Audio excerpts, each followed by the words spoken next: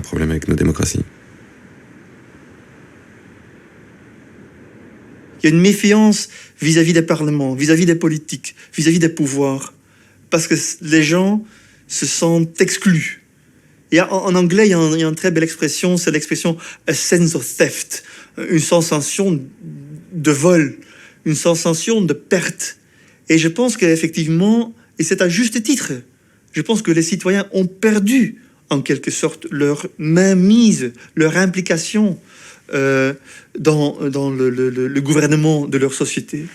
Il y a une étude de l'université de Princeton qui vient d'être publiée qui dit de nos jours, effectivement, l'Amérique n'est plus une démocratie. C'est une oligarchie. Ils avaient comparé ce que les gens voulaient et puis les préférences de l'élite économique. Et on voyait que systématiquement, les décisions publiques sont plus en phase avec les envies du monde économique que de la plupart des gens. Et dans ce cas précis, ils sont allés contre sa volonté.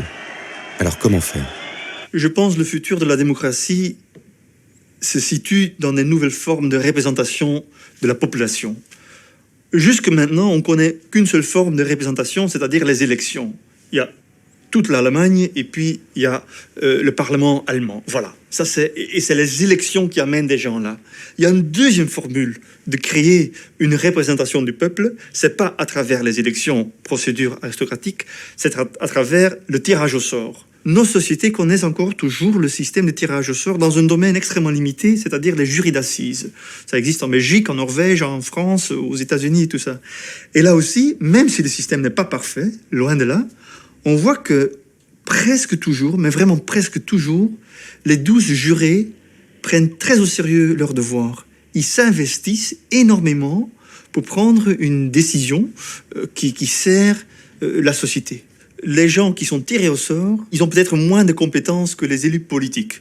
Ça, c'est vrai. D'autre part, ils ont une liberté qui est plus grande que la liberté d'un député. Il n'est pas attaché avec ses mains et ses pieds à toute une série d'intérêts commerciaux, de business, de son parti politique et tout ça.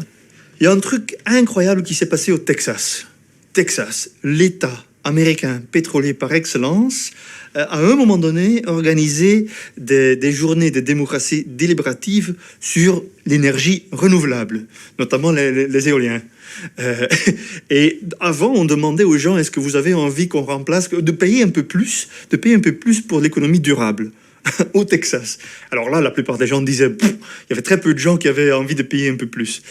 Ils ont fait des expériments avec des citoyens tirés au sort, on les a nourris avec une information et tout ça, et on a vu que pendant et après, le nombre de citoyens qui étaient prêts à payer un peu plus a fortement augmenté.